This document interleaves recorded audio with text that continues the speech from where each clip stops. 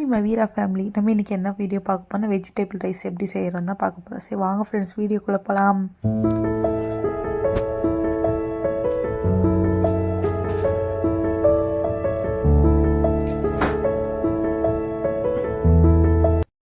எப்படி செய்யணும்னு பார்க்கலாமா?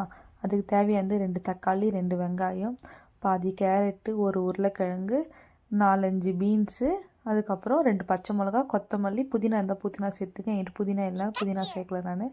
அதுக்கப்புறம் பட்டை, லவங்கம், கிராம்பு, கடல் பாசி, அதுக்கப்புறம் பிரிஞ்சி இலை, அதுக்கப்புறம் சோம்பு, இது எல்லாத்தையும் எடுத்துட்டு அது எப்படி எல்லாத்தையும் எடுத்துகிட்டு ஒரு குக்கர் எடுத்து வச்சுட்டு 4-5 டீஸ்பூன் எண்ணெய் எண்ணெய் ஊற்றுங்க, நெய் இருந்தால் நெய் ஊற்றுங்க, இது உங்களோட சாய்ஸு. நான் எண்ணெய் ஊற்றிக்கிட்டேன். அதுக்கப்புறம் பெருஞ்சீரகத்தை போட்டுட்டு பட்டை லவங்கம் எல்லாத்தையும் உடச்சி போட்டாச்சு. பிரிஞ்சி இலை, கிராம்பு எல்லாத்தையும் போட்டு வதக்கிட்டு அது கூட இலையை எடுத்து பிரிஞ்சி இலையை பாதியான கட் பண்ணி போட்டுட்டு வதக்கிட்டு லாஸ்ட்டில் கடல் பாசியை போடும். ஏன்னா முன்னாடியே போட்டால் கடல் பாசி கருகிடும், அதனால் லாஸ்ட்டில் போடுங்க. போட்டதுக்கப்புறம் கடல் சேஞ்ச் ஆனதுக்கப்புறம் வெங்காயம் நெருக்கி வச்சுருக்கோம்ல, அந்த வெங்காயத்தை போட்டு எல்லாத்தையும் சேர்த்து வதக்குங்க. வெங்காயம் நல்லா வதங்கினதுக்கப்புறம் தக்காளி ஆட் பண்ணிங்க.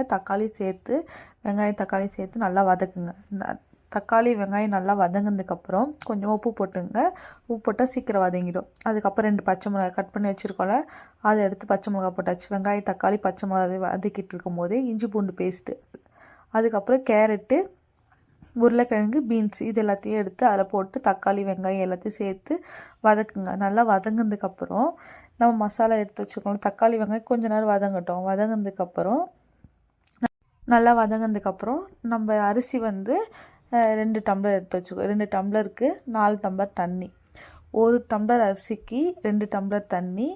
நான் 2 டம்ளர் அரிசி எடுத்தேன்னா 4 டம்ளர் தண்ணி ஊற்றிட்டு நான் மசாலா எடுத்து வச்சுருக்கோம்ல, அந்த மசாலா என்னென்ன மசாலா, குழம்பு மசாலா, கரம் மசாலா, அதுக்கப்புறம் மஞ்சத்தூள், இது எல்லாத்தையும் எடுத்து போட்டாச்சு. கொட்டிட்டு நல்லா கொதிப்பு வரும்போது கொட்டுங்க. அதுக்கப்புறம் தேவையான அளவு உப்பு போட்டுட்டு நல்லா மிக்ஸ் பண்ணிவிட்டு கொச்சதுக்கப்புறம் அரிசி எடுத்து போட்டாச்சு. அரிசி முன்னாடி நல்லா வாஷ் பண்ணி எடுத்துட்டு அது கூட அரிசி எடுத்து போட்டுட்டு இந்த மாதிரி கலருங்க. ஏன்னா நல்லா கலர்னா அரிசி உடஞ்சிரும். கொஞ்சம் கொச்சதுக்கப்புறம் குக்கர் மூடி விசில் போட்டாச்சு. கிட்ட ஒரு 10 விசில் விட்டேன். 10 விசில் விட்டதுக்கப்புறம் விசில் ஓப்பன் பண்ணி விசில் எடுத்துகிட்டு அதுக்கப்புறம் ஓப்பன் பண்ணுங்கள். ஓப்பன் பண்ணதுக்கப்புறம் இந்த மாதிரி தான் வந்துச்சு பிரிஞ்சி சாதம். அடிலாம் பிடிக்கவே இல்லை. நீங்களும் இது மாதிரி செஞ்சு பாருங்கள், நல்லா டேஸ்ட்டாக இருக்கும். அவ்வளோ ரொம்ப நேரம் செய்கிற வேலை இல்லை, ஈஸியாக சட்டுன்னு முடிச்சிடலாம். நம்ம இதுமாதிரி பிரிஞ்சி சாதம்லாம் செஞ்ச வேலை இருக்க.